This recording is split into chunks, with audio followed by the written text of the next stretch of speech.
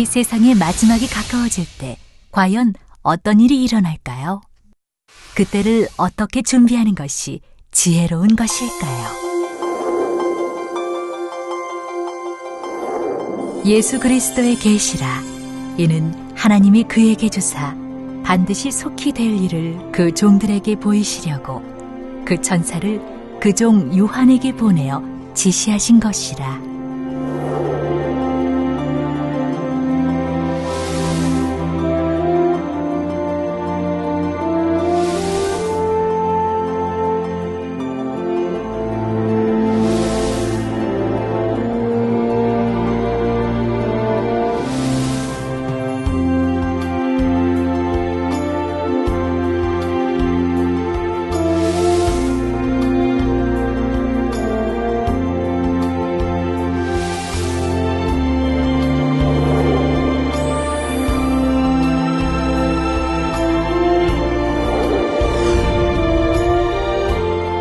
사랑하는 시청자 여러분, 세계적인 부흥사 이재롱 목사의 설교를 통해 아버지 하나님의 마음과 뜻을 깨달아 소망과 기쁨 가운데 힘차게 달려가시길 바랍니다.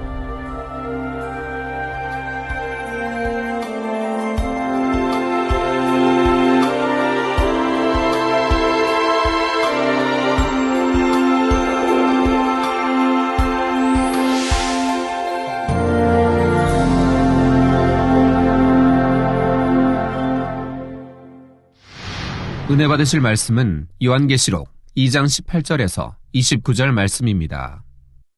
투아디라 교회의 사자에게 편지하기를, 그 눈이 불꽃 같고 그 발이 빛난 주석과 같은 하나님의 아들이 가라사대, 내가 내 사업과 사랑과 믿음과 섬김과 인내를 아노니 내 나중 행위가 처음 것보다 많도다. 그러나 내게 책망할 일이 있노라. 자칭 선지자라 하는 여자 이세벨을 내가 용납함이니 그가 내 종들을 가르쳐 꾀어 행음하게 하고 우상의 제물을 먹게 하는도다. 또 내가 그에게 회개할 기회를 주었으되 그 음행을 회개하고자 아니하는도다. 볼지어다 내가 그를 침상에 던질 터이요 또 그로 더불어 간음하는 자들도 만일 그의 행위를 회개치 아니하면 큰 환난 가운데 던지고, 또 내가 사망으로 그의 자녀를 죽이리니 모든 교회가 나는 사람의 뜻과 마음을 살피는 자인 줄 알지라. 내가 너희 각 사람의 행위대로 갚아주리라. 투아디라에 남아있어 이 교훈을 받지 아니하고 소위 사단의 깊은 것을 알지 못하는 너희에게 말하노니 다른 짐으로 너희에게 지울 것이 없노라. 다만 너희에게 있는 것을 내가 올 때까지 굳게 잡으라.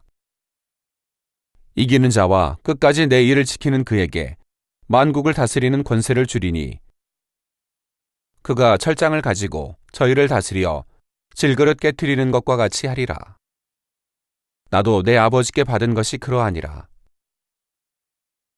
내가 또 그에게 새벽별을 주리라. 귀 있는 자는 성령이 교회들에게 하시는 말씀을 들을지어다. 사랑하는 성도 여러분, 시청자 여러분, 오늘은 7교회 중 4번째로 투아디라 교회에 대하여 증거합니다. 당시 투아디라는 군사와 교통의 요지로 공업 및 상업이 번창했고 여러 가지 산업마다 노동조합이 있었습니다. 염색조합, 직조조합, 제빵조합, 도기조합, 제역조합, 대장장이 조합 등 이러한 노동조합은 투아디라 사람들의 생활에 밀접하게 관련이 있어서 자신의 업종과 관련된 노동조합에 가입하지 않으면 생계에 지장이 있는 상황이었지요.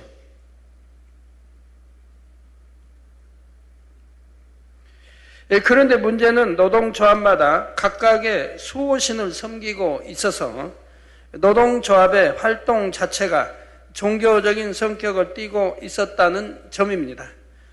노동조합이 모임을 가질 때는 그들의 수호신에게 제사를 지내며 제사 후에는 그 우상의 제물을 먹는 식사와 각종 음란한 행사들이 이어졌는데 조합원들은 이 행사에 참석을 해야 했지요.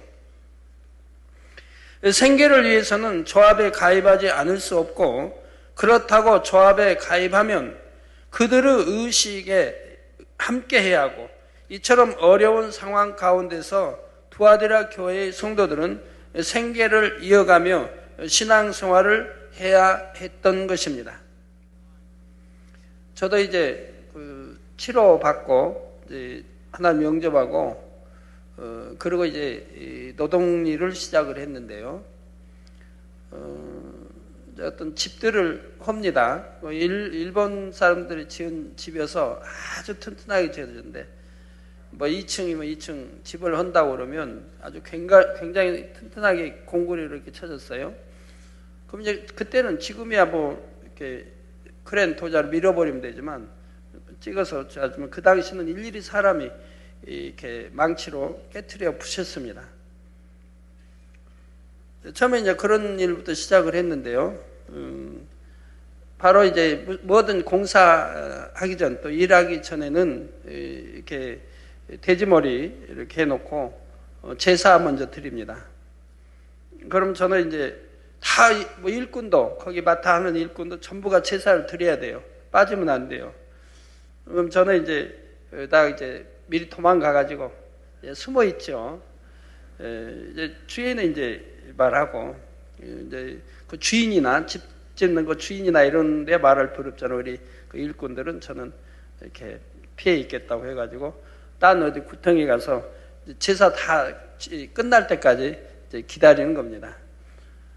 그러면 이제 제사 지는 사람들은 드리고, 또 돈도 거기다 놓고, 보면 돈도 놓더라고요. 놓고, 그리고 먹을 거 먹고, 그러면 저는 한쪽에 어디 가서 제사 다 끝낼 때까지 이렇게 기다렸다가 이제 함께 동참을 일하고 한 적이 여러 차례 있었는데요.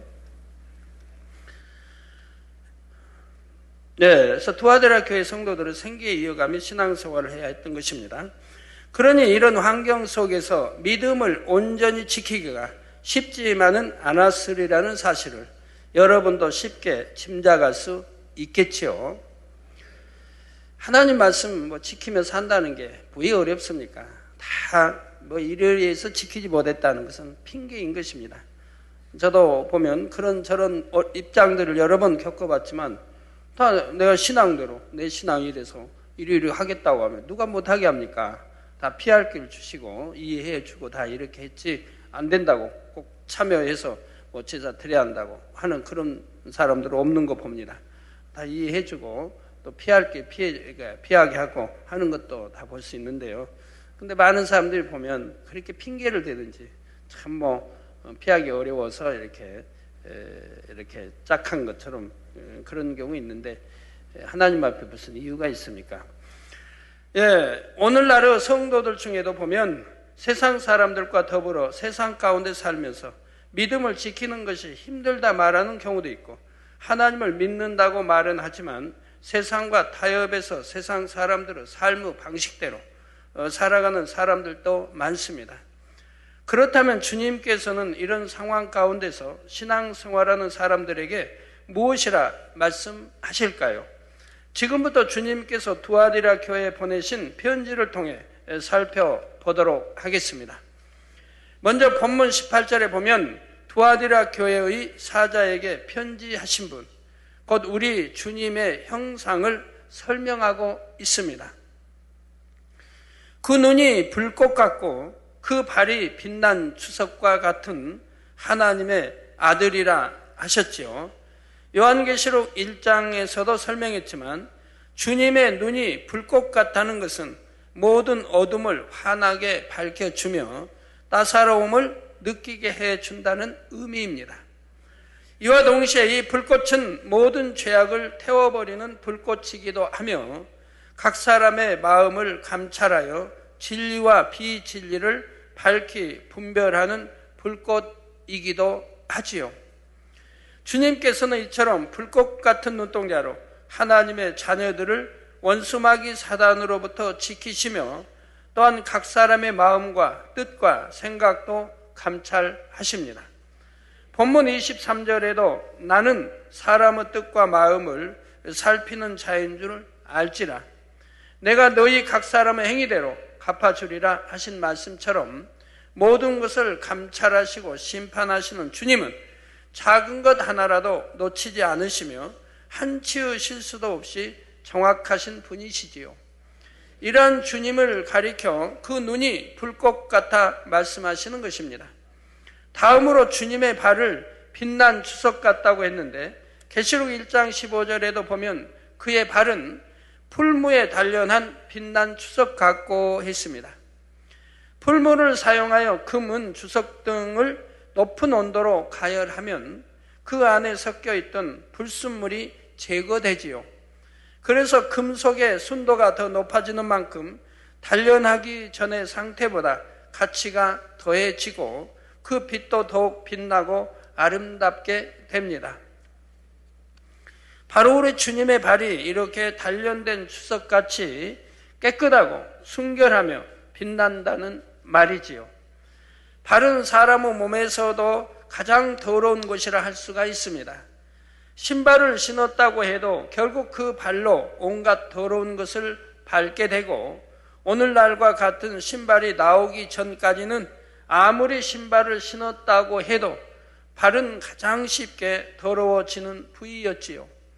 따라서 발은 영적으로 가장 더러운 것을 나타냅니다. 출애굽기 3장 5절에 보면 하나님께서 모세 선지자를 부르실 때도 이리로 가까이 하지 말라. 너의 선 곳은 거룩한 땅이니 내 발에서 신을 벗으라 말씀하시는 것을 볼 수가 있지요.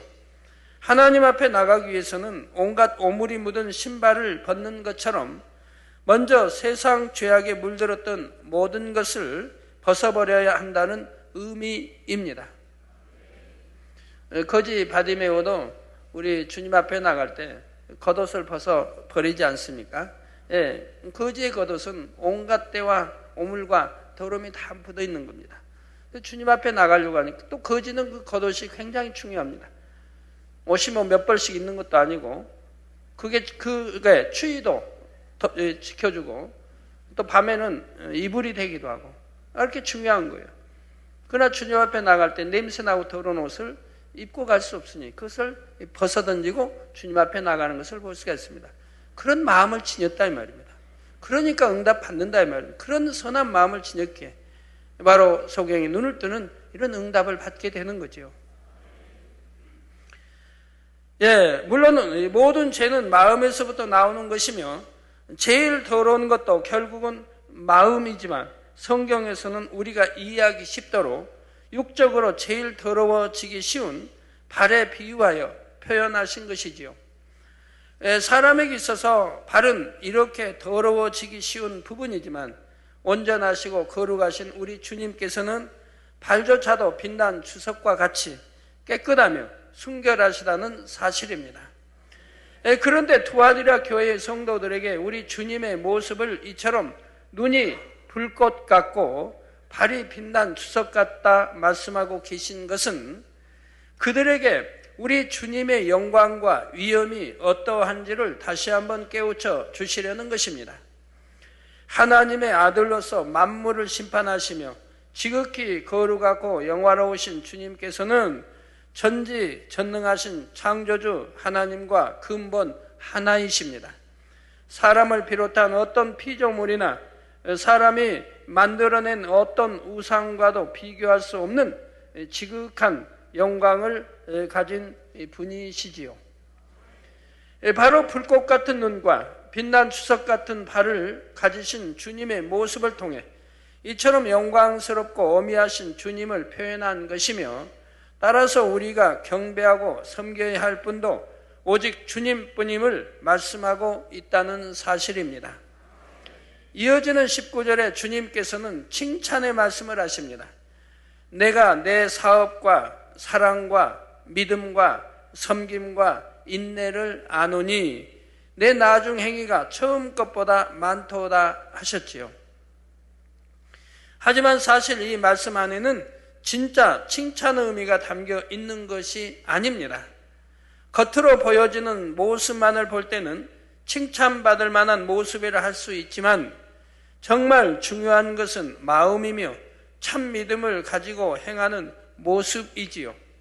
여기에 대해서는 나중에 다시 설명을 드리도록 하고 일단은 본문에 담긴 일반적인 의미에 대해 살펴보도록 하겠습니다.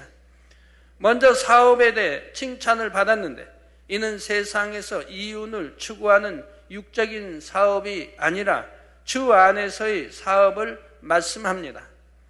하나님의 나라를 위한 사업을 말씀하는 것이고 영혼 구원과 관련된 모든 일들을 통틀어 주 안에서의 사업이라 말할 수 있지요. 예를 들어 영혼 구원을 위해 전도하고 신방하고 선교 활동을 벌이는 것, 구제하는 것, 그리고 여러 가지 사명을 맡아 충성, 봉사하는 것 등이 다 포함되는 것입니다. 그런데 한 가지 당부드릴 것은 혹여라도 교회 안에서는 세상적인 사업과 관련된 일이 있어서는 안 된다는 점입니다. 교회가 세워진 목적은 오직 영혼 구원과 하나님의 나라를 위한 것이므로 교회의 이름으로 어떤 사업을 이루어 세상 유익을 도모하는 일은 결코 허용해서는 안 되지요. 겉으로는 하나님의 나라를 위한다는 명목으로 이런저런 사업을 벌이는 사람도 있지만 대부분 그 속에 감춰진 진짜 목적은 자기 개인의 유익을 위한 것이기에 교회 안에서는 세상과 관련된 사업이 있어서는 안 됩니다. 뿐만 아니라 교회 안에서는 세상의 사업에 관한 대화를 하는 것조차도 하나님께서 기뻐하지 않으십니다. 그러므로 교회 안에서는 오직 하나님의 나라를 위한 영적인 사업에만 열심내어 주시기를 부탁드립니다. 다음으로 두아디라 교회에는 사랑이 있었습니다. 요한일서 4장 7절에서 8절에 사랑하는 자들아 우리가 서로 사랑하자. 사랑은 하나님께 속한 것이니 사랑하는 자마다 하나님께로 나서 하나님을 알고 사랑하지 아니하는 자는 하나님을 알지 못하나니 이는 하나님은 사랑이심이라 말씀한 대로 우리가 서로 사랑하는 것이 하나님의 뜻이요 우리에게 주신 새 계명입니다. 그러므로 주 안에서는 당연히 사랑이 있어야 하되 변함없는 사랑, 주님께서 보여주신 사랑, 이러한 사랑이 영적인 사랑으로서 참 사랑이며 이런 사랑을 행하는 사람만이 하나님께 속한 것이지요. 두아디라 교회는 성도 간의 이처럼 영적인 사랑을 나누었던 것입니다. 또한 두아디라 교회에는 믿음이 있었습니다. 믿음은 곧 진실과도 직결되는데 사람의 마음이 거짓되면 다른 사람이 진실을 말해도 잘 믿을 수가 없고 매사에 의심하게 됩니다. 자신의 마음에 진실이 있을 때라야 상대의 진실도 알아볼 수 있고 믿어줄 수가 있지요. 신앙 안에서도 이와 마찬가지입니다. 내 안에 진실이 임한 만큼 진리인 하나님의 말씀도 믿을 수 있는 것입니다. 그래서 히브리서 10장 22절 후반절에 참마음과 온전한 믿음으로 하나님께 나아가자라는 말씀처럼 참마음일 때 온전한 믿음도 임한다는 사실입니다. 다음으로 두아디라 교회에는 섬김이 있었습니다. 우리 예수님께서는 근본 하나님 본체시나 하나님과 동등됨을 취하고자 하지 않으셨습니다. 오히려 피조물인 사람들과 같이 종의 형체를 입으셨지요. 마가복음 10장 45절에 인자에 온 것은 섬김을 받으려 함이 아니라 도리어 섬기려 하고 자기 목숨을 많은 사람의 대속물로 주려 함이니라 말씀한 대로 예수님께서는 우리에게 섬김을 받기 위함이 아니요 우리를 섬기기 위해 오셨다는 사실입니다. 또한 요한복음 13장 14절에서 15절에 보면 내가 주와 또는 선생이 되어 너희 발을 씻겼으니 너희도 서로 발을 씻기는 것이 옳으니라. 내가 너희에게 행한 것 같이 너희도 행하게 하려 하여 본을 보였노라 하셨습니다. 따라서 우리 하나님의 자녀들도 주님을 본받아 열심히 서로 섬겨야 합니다. 하나님을 첫째로 사랑하고 섬기는 것은 너무나 당연한 것이고 이와 더불어 성도 간의 섬김 또한 중요하지요. 그런데 하나님께서 원하시는 섬김은 어떤 상황에서든지 또는 어떤 사람에게든지 마음 중심에서 나오는 섬김이어야 합니다. 내가 존중받기 위해 겸손한 척하거나 상대를 겉으로만 섬기는 것이 아니라 진정으로 마음 자체를 낮은 곳에 두고 모든 사람을 나보다 낮게 여기는 것이 진정한 섬김이지요. 이렇게 중심에서 섬기는 사람은 결국 자기 자신도 주변 사람들로부터 진심 어린 존중과 섬김을 받게 됩니다. 너희 중에 누구든지 크고자 하는 자는 너희를 섬기는 자가 되라고 말씀하고 있지요. 그렇다 하여 큰 자가 되기 위한 목적으로 상대를 섬기는 것이 아니라 정녕 마음 중심에서 상대를 섬길 때 그러한 사람이 큰 자가 되어 상대로부터도 존경과 섬김을 받게 되는 것입니다. 마지막으로 두아디라 교회에는 인내가 있었습니다. 마태복음 7장 13절에서 14절에 좁은 문으로 들어가라. 멸망으로 인도하는 문은 크고 그 길이 넓어 그리로 들어가는 자가 많고 생명으로 인도하는 문은 좁고 길이 협착하여 찾는 이가 적음이니라 말씀하셨지요. 그래도 믿음 있는 사람들은 좁은 길을 가지요. 참 저희 교회 개척 때부터 지금까지 보면 참 많은 죽어가는 사람, 곧 죽어가는 사람들, 또 정말 비참하게 교통사고를 당해서 그런 사람들, 정말 믿음 내외에서 기도받으면 하나님이 아주 100% 책임져서 깨끗하게 해주시는 것을 저는 너무 많이 봤죠. 전에 김상태 목사님 따님 김자애도 참 그 천리길을 마산에서 참 곧 죽을 그런 상황에도 강원도 제가 교육 장소까지 믿음 가지고 어머님이 할머님이 데리고 왔을 때 차 안에서도 몇 번 참 죽을 고비를 넘기고 간신히 왔죠. 그런데 이렇게 믿음 가지고 나왔을 때 기도받고 나니 바로 하나님의 역사에서 깨끗하게 이렇게 역사해 주신 거 전에 여러분들이 많이 현장에서 보셨지 않습니까? 교육장소에서. 또 우리 페루에서 이렇게 사역하는 이재호 목사님도 마찬가지입니다. 이게 죽어가는 과정. 누가 봐도 그건 지금 죽어가는 직전입니다. 또 의식도 없고. 그래도 믿음 가지고 몇 시간을 기다렸다가 제가 모든 말씀 끝나고 부흥성의 그 말씀 끝나고 나올 때까지 교회 오면 기다렸다가 기도받을 때 바로 또 살아나는 모습 여러분들이 보시지 않았습니까? 우리가 믿음을 처음부터 하나님께 맡기느냐 세상에 의존하느냐에 따라서 결과는 너무 다른 걸 저는 지금까지 봅니다. 처음부터 그냥 하나님께 나 맡겨버리겠다면 하나님 책임져 주시고 일단 세상에 의존했다가 그냥 기도받으러 온 거는 또 상황이 전혀 다른 것을 보게 됩니다. 저도 전에 한번 말씀드렸죠. 수년 전에 그만 무릎을 사정없이 쇠 파이프에다가 찍어버린 적이 있습니다. 기도처에 있을 때인데 이렇게 두꺼운 쇠 파이프에다가 사정없이 무릎뼈를 거기에 이제 부딪힌 적이 있어요. 굉장히 세게 이렇게 뼈와 부딪혀서 무릎뼈가 좀 손으로 만지면 바삭바삭 소리가 나더라고요. 깨져가지고. 그러니까 소름이 끼쳐서 제가 듣지를 못하겠어요. 그래도 어느 정도인가 상황을 알려고 무릎뼈 만지니까 얼음이 이제 얇은 얼음이 있어가지고 깨지면 바삭바삭하죠. 그런 상태가 돼버린 거예요, 무릎뼈가. 그래도 이제 바로 손 얹고 기도하고 통증아 사라지라 하니까 바로 사라지더라고요, 통증이. 그리고 이제 간절히 무릎에 손을 얹고 기도하고. 이제 그날은 무릎을 움직일 수가 없었죠, 다리를. 그리고 그대로 꼿꼿이 무릎을 해서 한밤을 보냈는데 자고 나니까 아침에 거짓말 같아요. 그걸 손으로 만지니까 바삭바삭 같은 무릎이 아무렇지도 않아. 아무 소리도 안 들리는 거예요. 그대로 아문 거예요. 그대로 아문 거예요.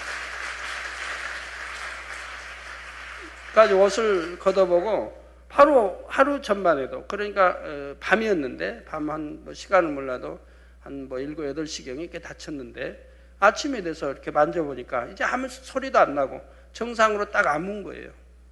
그래서 너무 깨끗하게 아물었어요. 그래가지고 이렇게 신기해서 또 만져도 보고 이렇게 했는데 아무렇지도 않은 걸, 첫날하고 전혀 상황이 다른 거예요. 첫날은 만질 수가 없어서 손으로.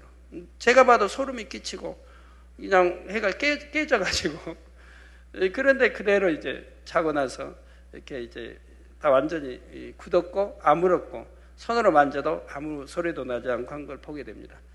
그 이제 하루 2, 3일은 좀 절룩거리고 이랬는데 2, 3일 지나고 나니까 절룩거림도 없고 그리고 이제 걸을 수 있고 또 약간 뭐 달릴 수도 있고 이런 거를 보게 됩니다. 그래서 저는 그런 걸 너무 많이 봤기 때문에요. 하나님이 뭘 못하십니까? 정말 믿음으로 하나님께 맡기면 하나님이 책임져 주시는 것을 수도 없이 지금까지 우리 성도님들 통해서도 보았습니다. 그러나 아무리 말씀을 들어도 내게 어떤 문제가 닥칠 때 믿음이 되지 않으면 세상에 의존하고 이렇게 또 의학에 의존해 나가는 걸 보지만 설교도 말씀했죠. 하나님께 전폭적으로 의지하고 의뢰하면 하나님이 복 주신다, 책임져 주신다라고 말씀하지 않습니까? 그래서 생명으로 인도하는 문은 좁고 길이 협착하여 찾는 이가 적음이라고 말씀했습니다. 우리가 가는 천국 길은 좁은 길이기 때문에 이 길을 가기 위해서는 많은 인내가 필요합니다. 죄를 피 흘리기까지 싸워 버리는 수고도 있어야 하고 영혼들을 위해 하나님의 나라를 위해 기도하고 금식하고 충성하며 주님의 이름으로 애매히 고난당할 때에도 있습니다. 아직 믿음이 연약할 때는 이런 일들이 힘들다고 생각될 수도 있고 쉬고 싶다는 마음이 들 때도 있지요. 그러나 로마서 8장 18절에 생각한데 현재의 고난은 장차 우리에게 나타날 영광과 좋게 비교할 수 없도다 하신 말씀처럼 이 모든 것을 인내하며 나갔을 때 그 열매가 얼마나 크다는 것을 믿기 때문에 다시 힘을 내어 좁은 길을 갈 수 있는 것입니다. 세상에서 운동선수나 학생들도 자신들이 목표한 바를 이루기 위해서는 얼마나 인내하며 수고해야 합니까?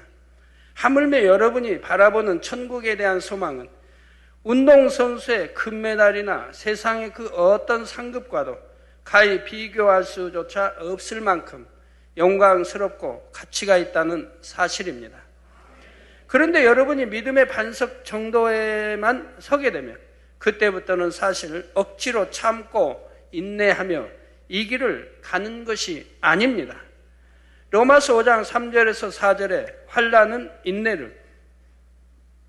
인내는 연단은 소망을 이룬다는 말씀대로 그동안 열심히 신앙생활하며 많은 인내를 쌓아온 만큼 이제는 마음속에 소망이 확고하게 자리 잡고 있으므로 어떤 상황에서도 기쁨과 감사가 넘치며 평안한 마음으로 천국을 향한 길을 갈 수가 있는 것입니다. 좁은 길을 좁다 하지 아니하고 기쁨과 행복과 감사함으로 갈 수가 있는 거죠. 믿음의 반석에 서게 되면 말입니다. 물론 믿음의 반석에 서지 않았다 할지라도 청량히 믿음이 있고 우리 하나님의 사랑이 있는 사랑을 아는 사람들은 그렇게 갈 수가 있죠. 저야 뭐 초신자 때부터 기쁘게 좁은 길을 갔으니까요. 사랑하는 성도 여러분, 지금까지 들으신 대로 두아디라 교회는 하나님의 나라를 이루는 사업과 사랑과 믿음과 섬김과 인내가 있었는데 주님께서는 두아디라 교회에 이러한 것들이 있다고 해서 칭찬하신 것이 아닙니다. 주님께서 그들을 칭찬하신 이유는 바로 그들의 나중 행위가 처음 것보다 많았기 때문입니다. 에베소 교회가 처음 사랑이 식어져서 처음 행위를 잃은 것으로 인해 주님으로부터 책망을 들었던 것과는 반대로 두아데라 교회는 오히려 날이 갈수록 처음보다 하나님 앞에 드려지는 행위가 더 깊어지고 승해졌던 것입니다. 그렇다면 과연 오늘날은 어떤 모습일까요? 많은 사람들이 처음 주님을 영접했을 때는 열심히 주님의 사업에 힘쓰지만 시간이 지나면 그 열심이 식어져 버립니다. 봉사하던 사람이 봉사를 그만두기도 하고 전도하던 사람이 전도를 게을리하기도 하며 열심히 신방하던 사람이 신방에 소홀하는 경우도 있지요. 그런데 이렇게 행함이 변질되는 것은 사실 신앙 안에서의 목표가 흐려져 버렸기 때문입니다. 기도를 쉬지 않으며 항상 성령의 충만함을 입은 사람은 마음속에 천국 새 예루살렘이라는 목표가 뚜렷하게 자리 잡고 있지요. 그렇기 때문에 힘든 일이 있어도 주저하지 않고 작은 비진리와도 타협하지 않으며 성결을 향해 철저히 자신을 지켜나갑니다. 그러나 기도를 쉰다든지 어떤 이유로든지 성령의 충만함을 잃거나 다시금 세상을 바라보았을 때는 그만큼 천국 소망이 흐려지게 되지요. 그러면 그동안 자신을 쳐서 복종시키며 믿음 안에서 열심내던 여러 가지 행함들도 자연히 식어지고 변개하는 것입니다. 그런데 이와는 달리 겉으로는 열심히 하나님의 일들을 감당하고 충만한 신앙생활을 하는 것처럼 보이지만 정작 하나님 앞에서 인정받지는 못하는 경우가 있지요. 봉사도 많이 하고 성도들을 사랑하고 섬기며 세상 사람들 앞에서도 선행을 쌓아서 마치 신실한 성도인 것처럼 보이지만 정작 중요한 마음의 할례는 멈춰 있는 경우입니다. 이럴 때는 위로부터 주어지는 성령의 충만함이나 천국 소망으로 행한다기보다는 육적인 성실함이나 열심으로 행해 나가는 것이지요. 물론 여러분이 봉사나 성도 간의 교제 등 교회 안에서의 활동에 열심을 내며 하나님을 기쁘시게 할 일을 찾아 행하는 것은 당연히 해야 할 것이고 바람직한 모습입니다. 그러나 이와 함께 더 중요한 것은 바로 중심에서 하나님의 은혜와 능력을 구하며 날마다 더 영으로 변화되어 가는 것입니다. 그럴 때 여러분의 봉사와 헌신과 수고가 참 믿음으로 행하는 것이 되지요. 저번에 선교단 하나님이 교육을 시키셨습니다. 무슨 교육? 우리 모든 성전을 청소하는 교육을요. 그래서 이제 성전 청소를 이렇게 여러분이 이렇게 성전 청소하면 쉽게 생각할지 몰라도요. 우리가 뭐 사찰 집사님 열 몇 분 있습니다만 그분들로 이 성전 청소를 감당할 수가 없습니다. 이 넓은 성전, 또 2층, 2성전, 3성전, 4성전, 5성전, 그 많은 성전을 다 청소한다는 게 얼마나 어려운 일이에요. 거기에 화장실, 각곳 모든 거, 곳곳마다 다 청소해야 되는데. 또 매일같이 단일철에 하니 매일같이 청소를 해야 됩니다. 이 넓은 거 청소하기가 쉬운 게 아니라 이 말이에요. 한 뭐 사찰, 좀 교회 여유가 있다면 사찰 집사님만 해도 한 50명은 써야 되는데 뭐 그렇게는 할 수 없고 그냥 뭐 한 두세 명 이분들이 그 많은 청소를 다 감당하고 그 외에도 기타 할 일이 너무 많죠. 청소를 해보니까 이제 사찰 집사님의 마음들을 알게 되는 거. 야, 이렇게 벅차고 힘든 일을 그 얼마 안 되는 사람이 매일같이 청소를 하다니. 또 화장실 청소를 하면서 처음에는 이제 안 해보던 청소를 하니까 힘이 들죠. 힘이 드는데 또 하루 이틀 쌓여가다 보니까 이제 할만하죠. 예, 아버지 전을 깨끗이 청소한다는 게 너무 기쁘고 행복하고 그런 마음이 드는 겁니다. 힘들다는 것보다 너무 기쁘고 행복하고 그 모두와 더불어 이제 화목을 배우고요. 모두가 땀 흘려 열심히 청소하면서 모두가 한 마음이 돼서 이렇게 하다 보니까 모두가 더불어 또 한 마음이 되고 인내도 배우고 여러 가지를 배우는 거예요. 그 화장실 청소를 해도 너무너무 기쁘고 행복하고 그러면서 깨달음이 오는 거죠. 왜 하나님이 청소를 하라고 하셨을까? 바로 이렇게 육적으로 보이는 성전도 이렇게 깨끗이 해야 하거늘 성령이 내 안에 계셔 성전 삼고 계시는 내 마음은 얼마나 깨끗하게 할례를 해야 한다는 것을 하나님이 지금 깨우쳐주고 계시구나 하는 것을 깨닫게 되는 겁니다. 마음의 할례를 하라고. 마음의 할례를 깨끗하게. 이게 하나님 성전 청소하는 것처럼 너희들은 마음의 할례를, 마음을 이렇게 깨끗하게 하라. 마음의 할례를 하라. 마음 가죽을 벗겨라. 이런 것은 깨우치게 되는 거죠. 그러니까 얼마나 그 청소하는 시간들이 값진 시간이 되었습니까? 그러나 이렇게 믿음으로 행하는 것이 아니고 영적으로는 정체되어 있으면서 단지 겉으로 보여지는 행함만 가지고 나는 이렇게 충성하고 있으니까 나는 이렇게 사명을 감당하고 있으니까 하며 스스로 위안 삼고자 해서는 안 된다는 이 사실입니다. 성도 여러분, 행함이 없는 믿음은 죽은 믿음이지만 믿음이 없이 행함만 있는 것도 의미가 없습니다.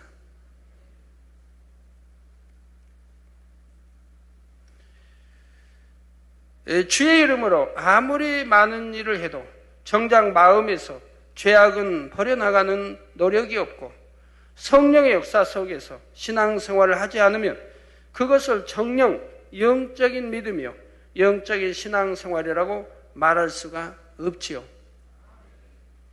어떤 분들은 참 기관장을 한다 무슨 여러 가지 교회 사명이 있는데도 열심히 잘 하는데 그런데 그 다음에 그만 기관장자에서 밀려났어요. 그러니까 그 다음에 이제 밀려난 그 다음 해는 그 행함이 어떤가? 열심히 꾸준히 하는 사람도 있지만 어떤 분은 기도도 안 하고 열심히 신방도 이제는 안 하고 기관장 아니지만 이미 열심히 식어버리고 그리고 겨우 주일만 그것도 뭐 대배만 드린다든가 이렇게 변질되어 버리는 사람도 봅니다. 그러면 전에 기관장을 하고 여러 가지 사명하고 성가대라고 했던 것들이 믿음이 없는 참이 아니었다는 것이죠. 믿음으로 하는 것이 아니라 그냥 행함만 따른 또 남이 보기에 이런 것이 되었던 것이죠. 참 믿음이 있다면 내가 기관장을 안 하면 어떻고 내 대신 다른 사람이 인정받아 하니 감사해야 되고 오히려 밀어주는 그리고 거기 협조해서 밀어주는 이런 사람이 되어야지.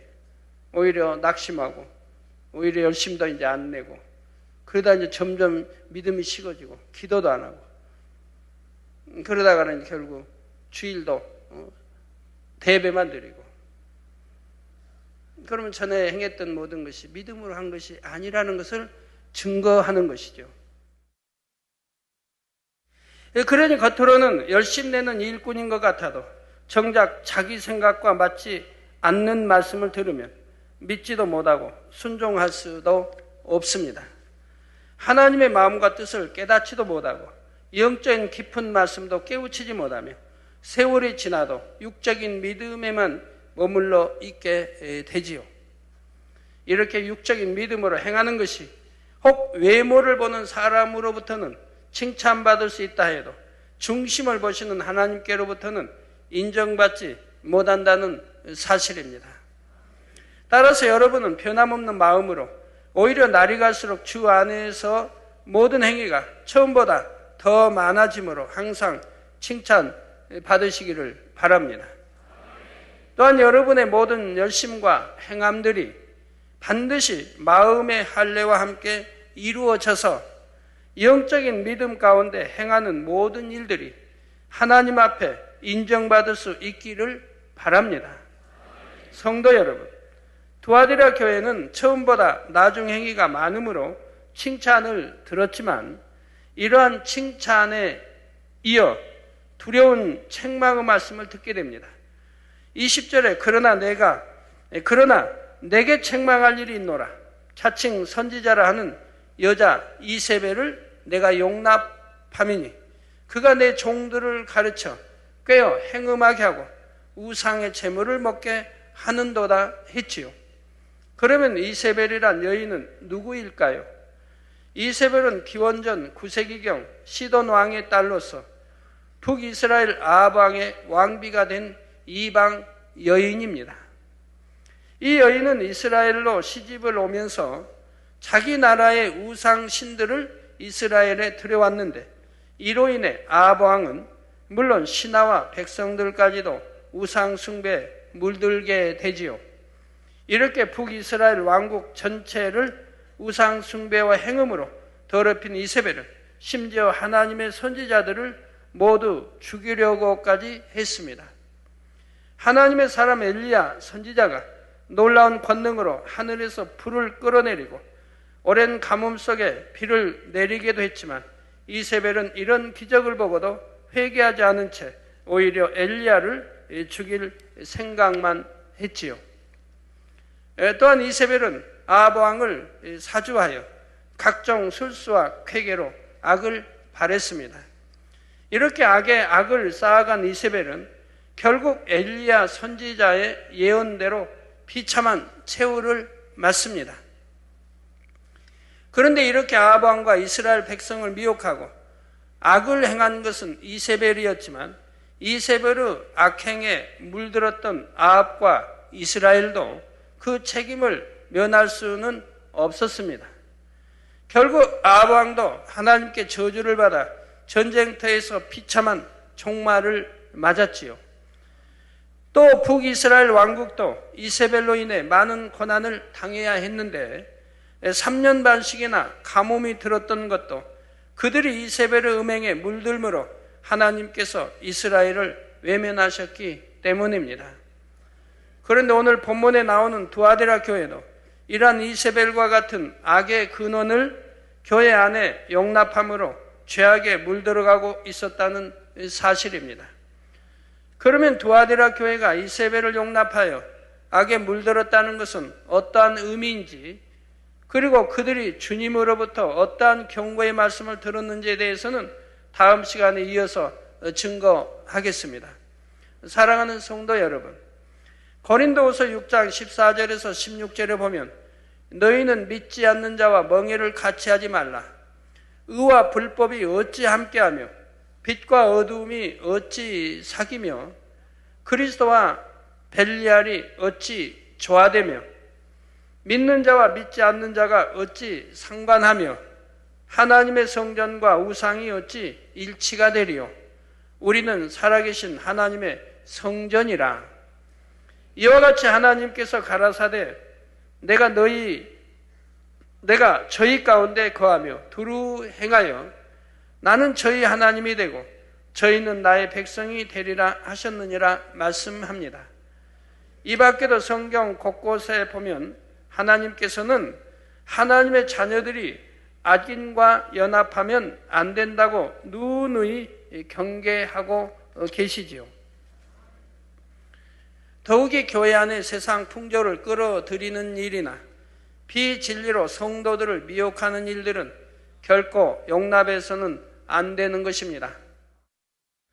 또한 성도 개인의 삶에 있어서도 결혼이든 사업이든 어떤 면에서든지 하나님을 대적하는 사람과 연합하게 되면 그만큼 자신에게도 시험과 환난의 연단이 따르지요. 여러분이 아무리 열심을 낸다 해도 여러분과 연결된 사람이 하나님의 뜻과 반대로 가는 사람이라면 자칫 여러분의 믿음도 회방을 받으며 세상의 미혹에 물들어갈 수가 있기 때문입니다. 두 마리의 소가 멍에를 같이 할 때 한 마리가 딴 길로 가거나 게으름을 피우게 되면 다른 한 소가 아무리 열심히 일하려 해도 원하는 쪽으로 나갈 수가 없는 것이지요. 마찬가지로 하나님 앞에 합당하지 않은 사람들과 자기 자신을 묶어두게 되면 그만큼 자신의 영혼이 잘 되는 것에 지장을 받고 축복을 받는 데에도 걸림돌이 되는 것입니다. 그렇다 하여 직장에서나 가정에서나 주를 믿지 않는 사람들을 무조건 배척하라는 의미는 아니지만 혹여 이세벨과 같은 사람을 받아들이고 그들과 연합하는 누구를 범해서는 안 되지요. 이스라엘의 아방이 이세벨을 아내로 맞아 들이지만 않았어도 아방과 이스라엘 백성들은 그처럼 어려움과 재앙을 당하지 않을 수 있었을 것입니다. 이러한 사실을 잘 깨달아서 어떤 상황에서도 세상과 타협하지 않으며 항상 하나님의 뜻을 분별하여 바르게 행할 수 있으시기를 바랍니다. 오직 같은 천국 소망을 가진 믿음의 형제들과 연합하여 서로가 서로에게 힘과 위로를 나누며 새 예루살렘까지 힘차게 달려가는 여러분 모두가 되시기를 주님의 이름으로 축원합니다. 말씀 상고하시면서 통성으로 다 같이 기도하시겠습니다. 할렐루야. 주님, 은혜와 사랑에 감사를 드립니다. 오늘도 들은 말씀이 믿음이 되고 생명이 되게 축복해 주옵소서. 아버지, 또 두아디라 교회 하나님이 하신 말씀들을 우리가 명심하여서 아버지 또 지켜 행하고 또 가지 하는 것은 다 끊어버리고 합당한 아들, 딸들로 나오게 역사해 주시기를 원합니다. 역사해 주옵소서. 아버지 역사해 주옵소서. 우리 주 예수 그리스도 이름으로 기도합니다. 아멘.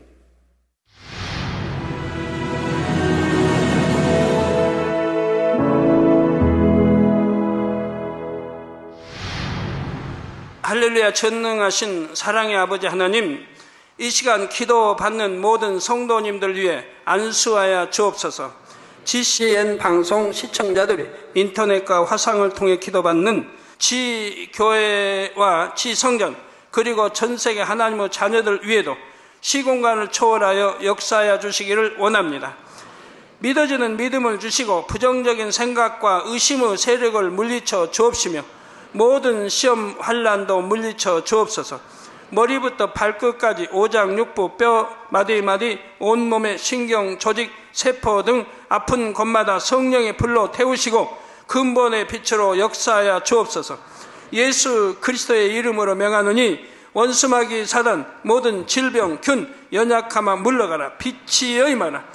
모든 불치, 난치병도 성령의 불로 태워 깨끗하게 역사하여 주옵소서. 말라리아를 비롯한 모든 풍토병도 물리쳐 주옵소서. 깨끗함을 입을지어다. 감기, 기침, 열, 몸살, 독감 등 각종 유행성 질병도 다 물러가라.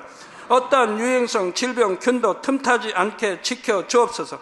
위암, 폐암, 간암, 유방암, 자궁암, 대장암, 피부암 등 각종 암과 에이즈, 백혈병, 뇌졸중, 고혈압, 저혈압, 심장병, 폐병, 위장병, 당뇨, 부인병, 피부병, 갑상선, 질환과 모든 염증도 깨끗게 하여 주옵소서. 소아마비, 중풍, 관절염, 디스크도 온전케 하여 주옵소서. 요통, 두통, 신경통을 비롯한 모든 통증은 사라질지어다. 간질, 자폐증, 우울증, 조울증, 노이로제 등 모든 정신질환도 물러가라. 모든 마비된 것도 풀어지고 일어나 걷고 뛸지어다. 눈도 잘 보이게 하옵시고 귀도 잘 들리게 하여 주옵소서. 소경은 눈을 뜨고 기머거리는 들으며 벙어리는 말할지어다. 각종 사고, 후유증도 깨끗게 하시고 부러진 뼈도 붙여 주옵소서. 화상 입은 것도 온전케 하옵소서. 화기야 물러가라. 열도 물러가라. 아버지 흉터도 나지 않게 역사해 주시기를 원합니다. 마약을 비롯하여 각종 약물과 독극물 중독도 깨끗함을 입을지어다. 죽은 신경과 세포가 살아나며 죽은 자도 살아나게 하여 주옵소서. 잉태의 축복도 주시기를 원합니다. 잉태 축복을 받으라. 예수 그리스도의 이름으로 명하노니 원수마귀 사단아 하늘 공중 곳에 잡은 악의 영들아 물러가라. 그의 사자들도 물러갈지니라. 이 땅의 악한 영, 더러운 영, 거짓되고 간사한 영, 이간질하고 미혹하는 모든 어둠들은 물러가라. 모든 흉악의 결박을 풀고 어둠아 물러가라. 빛이 여임하라. 아버지 하나님, 부르짖어 기도할 수 있는 능력을 주시고 죄를 버리고 성결될 수 있는 능력을 주옵소서. 영혼이 잘됨같이 범사에 잘되게 하시고 가정의 복음화도 이루어 주시길 원합니다. 한 주간도 모든 사고와 재앙으로부터 지켜주시고 불통이 없는 형통한 삶을 살 수 있도록 축복해 주옵소서. 성령의 불담으로 천군 천사와 주님의 불꽃 같은 눈동자로 모든 하나님의 자녀들과 가정, 일터, 사업들을 지켜주시기를 원합니다. 학생들에게 지와 명철을 더하시고 공부도 할 수 있는 뜨거운 마음과 열정도 더하여 주옵소서. 마음과 생각을 세상에 빼앗기지 않도록 지키시고 하나님을 뜨겁게 사랑하는 학생들로 축복하여 주옵소서. 하나님의 자녀들이 먹으나 마시나 입으나 무엇을 하든지 하나님 앞에 영광 돌리는 삶이 되게 축복하여 주시기를 원합니다. 나는 하나님을 만났노라, 체험했노라, 응답 받았노라, 축복 받았노라, 간증하는 입술이 되게 역사하여 주옵소서. 아버지 하나님 감사합니다. 홀로 영광 받으옵소서. 우리 주 예수 그리스도의 이름으로 기도하옵나이다. 아멘.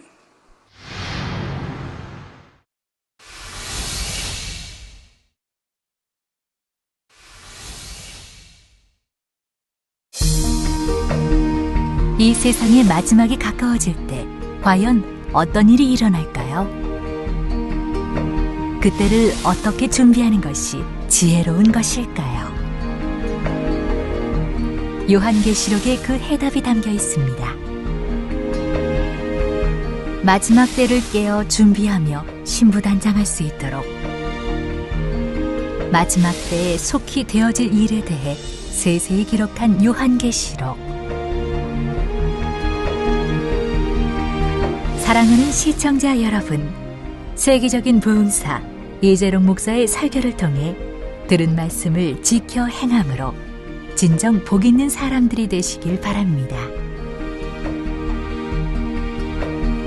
오늘 말씀 본문을 통해 여러분을 향한 하나님의 뜻을 묵상해 보시겠습니다.